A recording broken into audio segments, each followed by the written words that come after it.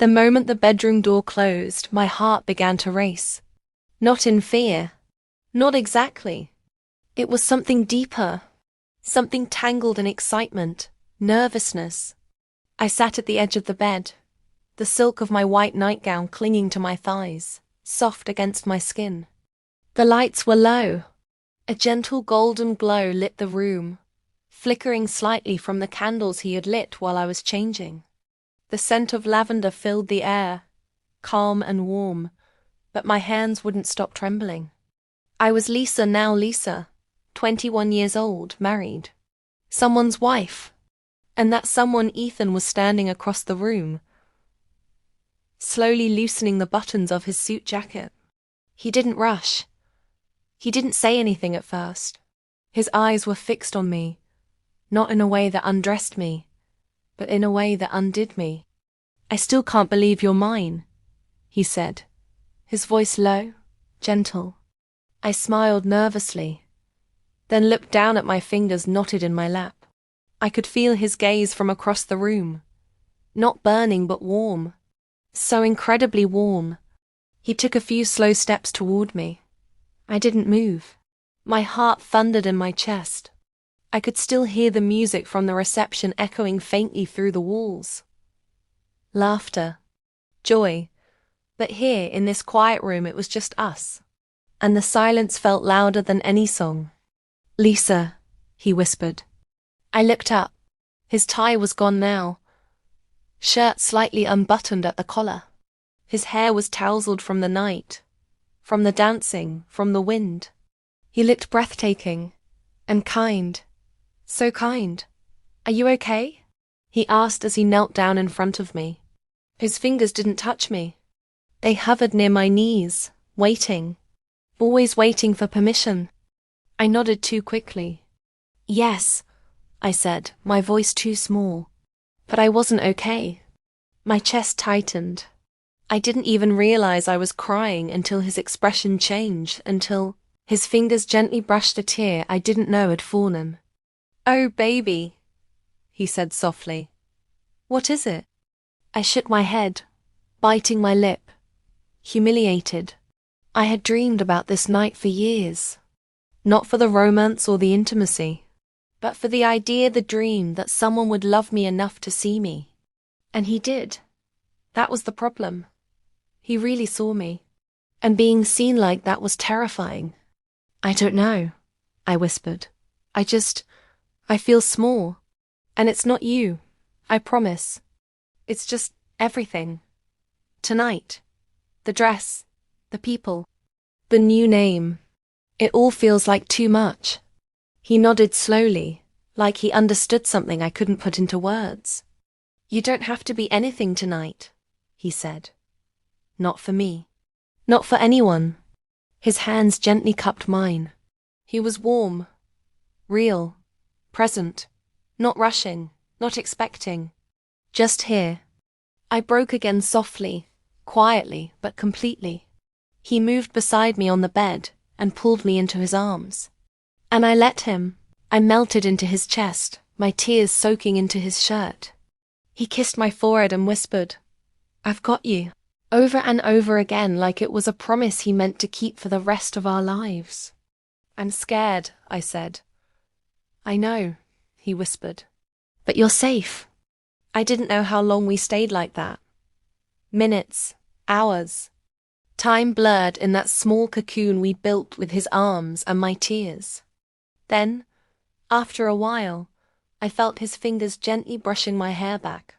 "May I?" he asked quietly, eyes seeking mine. I hesitated, but not because I didn't want to.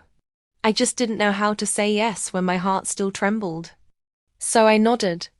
He leaned in slowly and kissed me, not hungrily, not forcefully, just gently, tenderly, like he was reading my soul before touching my body. When our lips parted, I felt something shift.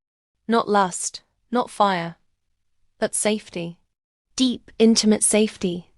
He smiled against my cheek. "You're everything I hoped for." Tears sprang to my eyes again. "Even like this?" "Especially like this," he whispered. After that kiss, something softened in me. The wall I didn't even know I had built slowly started to crumble, not from pressure, but from peace. Ethan didn't rush. He leaned back, just enough to let me breathe, to see my face, to give me space if I needed it. His thumb traced a soft line down my arm, and he whispered, "Let's just stay like this tonight, okay? We don't have to do anything. Just be with me." I nodded into his chest. His words were a gift I didn't know I needed, a permission to rest, to feel, to heal. He reached for the blanket and pulled it around my shoulders, wrapping me like a child who had come home from the cold. I looked up at him, eyes still red, and whispered, "Why are you so kind to me?" He smiled and kissed my knuckles. "Because I love you. Not for what you do or say or wear. Just you. Lisa. The girl who laughed too hard at my terrible jokes. The girl who made my life make sense." I broke into a small laugh, watery and real. "Your jokes are terrible." "I know," he said, grinning. "But your laugh makes them sound like gold." We lay there in silence for a while, my head on his chest, his heartbeat steady under my ear.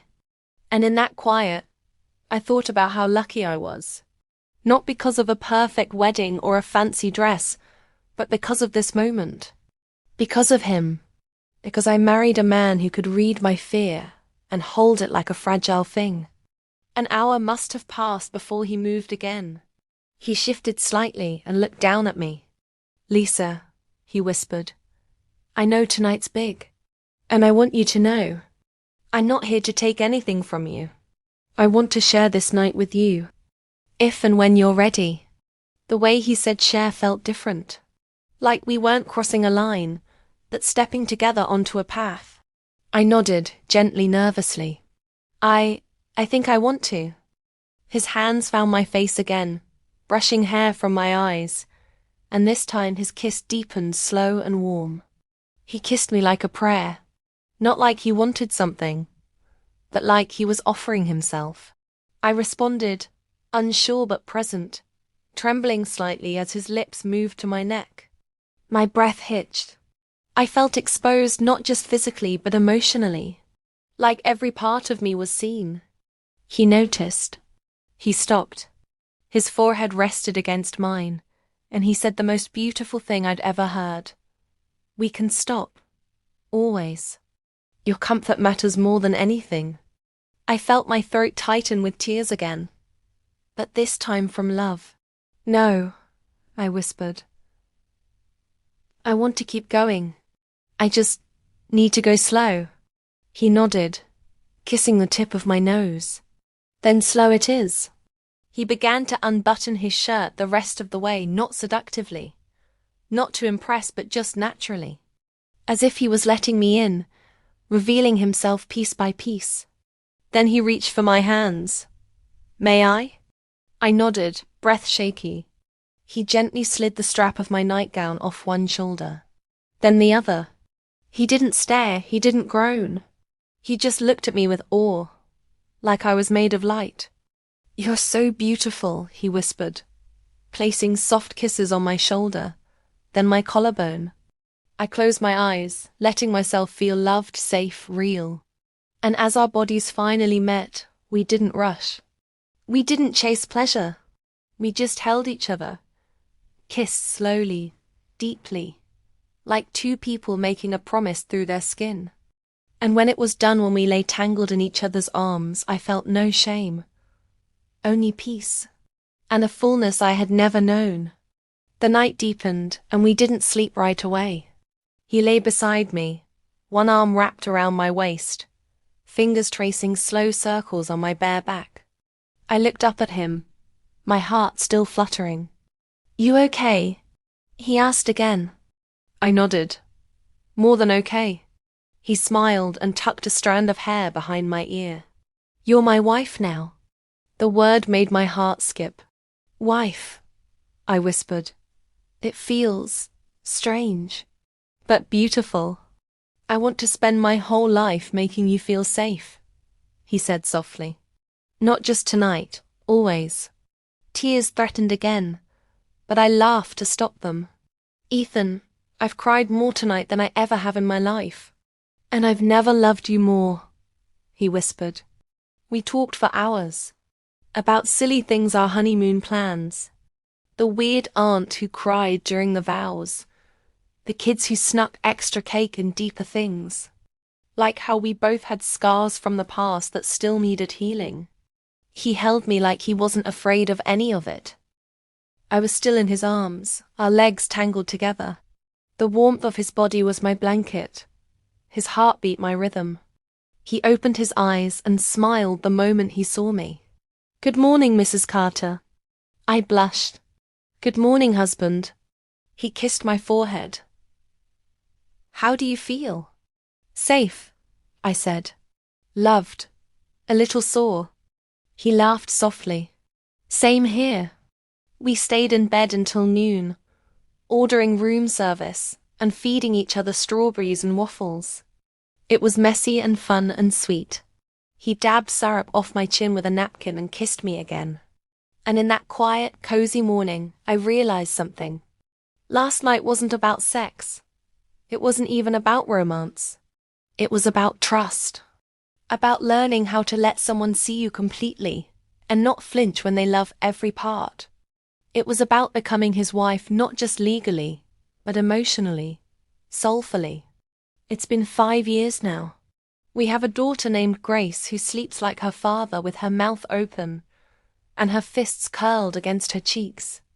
We have a house that always smells like coffee and fresh laundry. We argue sometimes, like every couple, but we never forget what that first night taught us. Ethan still holds me the same way. Still asks, "Are you okay?" Every time he senses my heart tightening. And I still whisper, slow. Slow is good. When life gets too loud. That night on our wedding day, it didn't define our marriage, but it shaped it. It was the softest, strongest beginning to everything that came after. And sometimes, when the house is quiet and the baby's asleep, he looks at me with those same eyes and whispers the same words. You're everything I hoped for. And I still cry.